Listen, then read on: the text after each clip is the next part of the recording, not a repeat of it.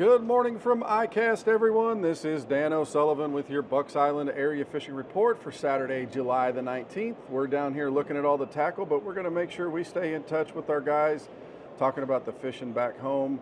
We got Tom, Lee, Gentry, and Tracy checking in on those bodies of water that they stay in touch with. We'll be right back with what the guys have to say.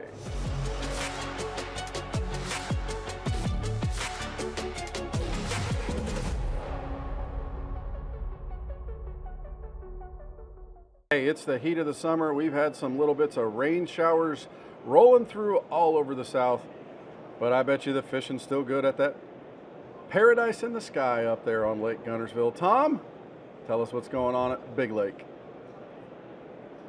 Well, I tell you, Dano, there's a lot of fish to be caught. I wasn't one of those people last week. It kind of stumbled a little bit.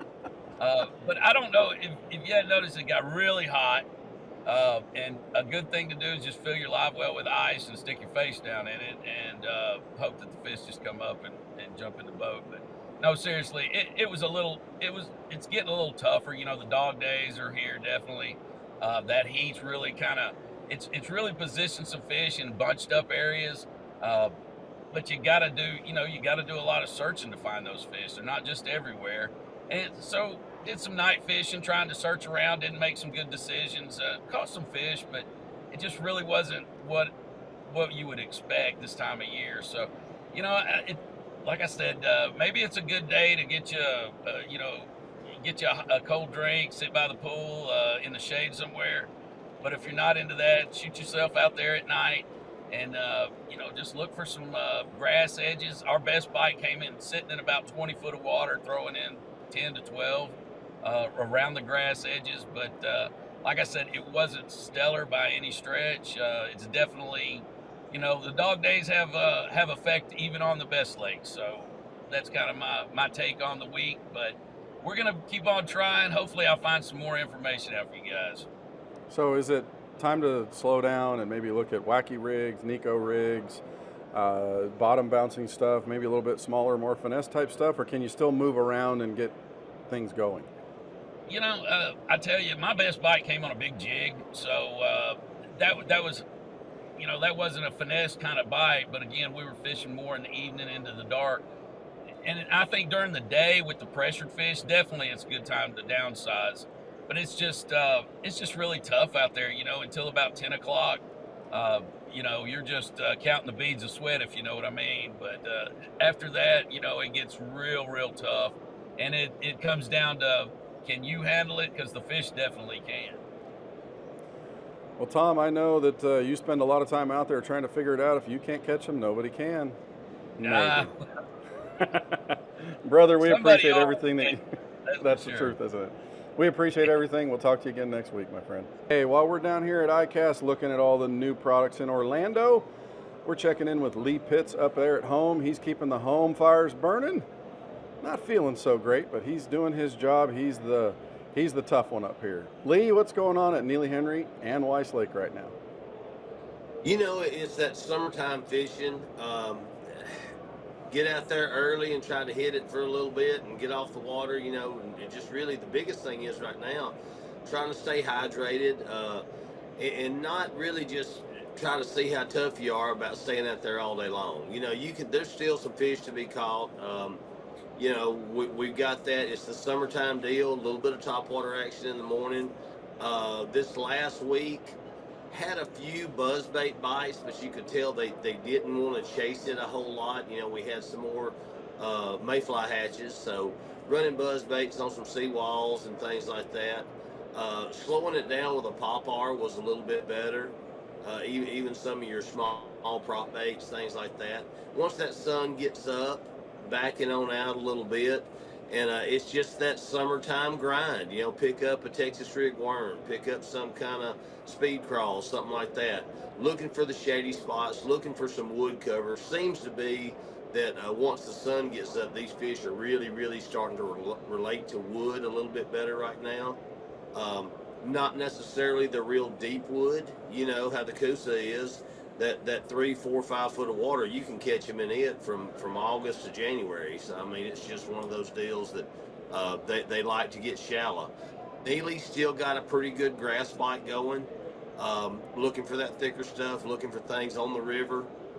Just something that they can pull up out of that river and get in there and ambush the prey and just roll right back off the side and get in that thermocline and just kind of, just stay in that cooler water.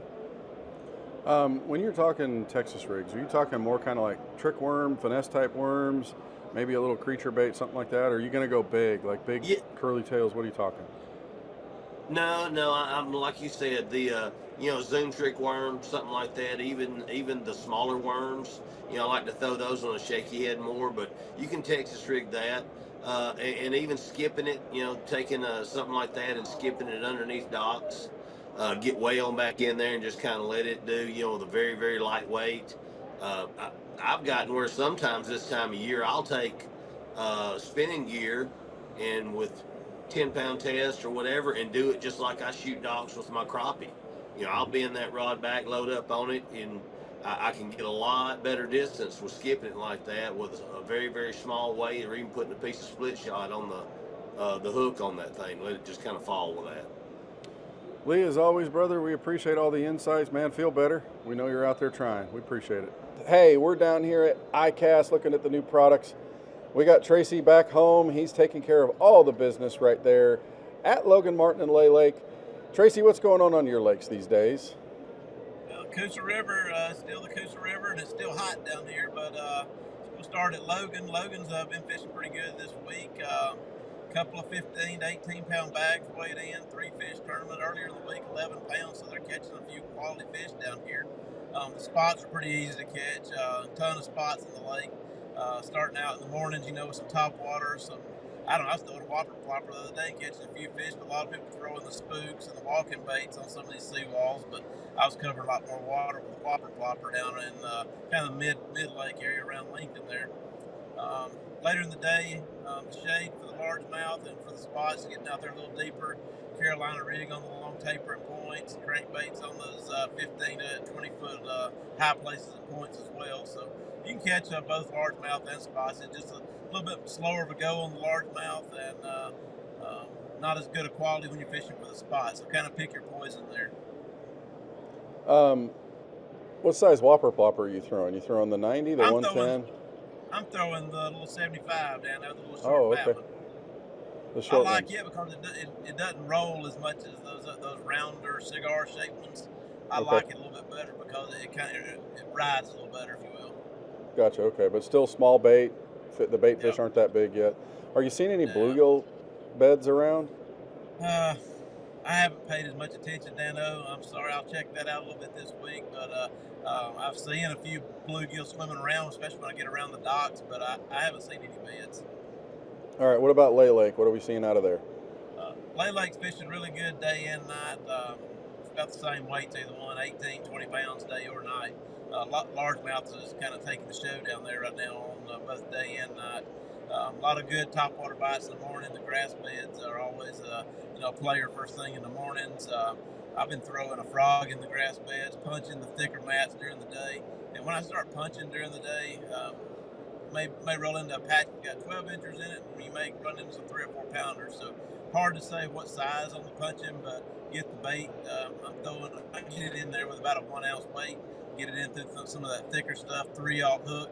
I'm using an Archer-line is what I'm using as far as my baits right now. It's kind of a durable bait, so I like using it. But getting in that thicker stuff and getting a lot of bites doing it. But those fish are just looking for that shade there. Spotted bass, kind of typical of what they usually look for: the rocks, the rocky banks, some of those bluff walls on the lower end down near the dam. A lot of spots on those right now, spinner baits, and even topwater in the morning on some of those bluff walls. Tracy, as always, brother, we appreciate everything. Love the insights and the expertise, and we will talk to you again next week, my friend. Be safe out there. Hey, we got Gentry Gordy taking a little break from work to line up here and give us some information on Lake Martin and Jordan Lake. Gentry, your choice. You pick your poison. Where you want to start today? Well, we'll start at Jordan, Dano. Well, not a lot's changed, since last week between the two lakes, but Jordan's still going to be a deep bite. And, you big crankbait, I like to take a 3/4 ounce football jig and just kind of hop it on the bottom on some of those deeper points. Chartreuse crankbait with a blueback is a staple. I don't care where you go, you can't beat it. Big worm, and you got to have that top water plug hanging over the side, man. Like I said, not a lot's changed. You still go up the river like we always talk about. The grass bite, the fish just seem to have gotten some, smaller. Not saying you can't get a good bite out of there, but Sure. they seem to be smaller. I think your bigger fish are starting to finally get down there and group up some of the ledges. So you're seeing schoolers. That's why you want the topwater coming up. Are they starting to show up? Yeah, they're starting to show up on Jordan. And like I said, I talked to a buddy of mine. He said he got on a good school that actually stayed up for a minute, but it's quick. You got to be ready. That's why I said don't clip it on your reel. You got to have it hanging and ready to fire. There you go. All right, Martin, are we still able to see some shallow stuff around the seawalls and stuff, or is it just like let's get out deep and then maybe in the evenings hit the docks? Yeah, I mean, early in the morning, Dano, you can still get a bite, on a buzz bait. And I like a popper still. I'm not, the brim ain't bedding right now, but I still like a popper. But a buzz bait, shallow, but man, it's quick in the mornings. But you got to move deep, look for those rock piles. A lot of the places on the lake over around Sandy's got some deeper walls with blowdowns. And you can go over there and kind of pick those apart. Usually get a good largemouth bite. But your best bet is still night fishing it. Jerk baits. I like a green pumpkin fluke with some glitter in it. Just kind of offset the shimmer coming from those green lights. But just a jig, a crankbait, a brim-colored glide bait, something like that around the dock lights at night. So do you tend to fish that fluke around those docks? Do you tend to fish it weightless and just use it like a jerk bait? Is that what you're doing?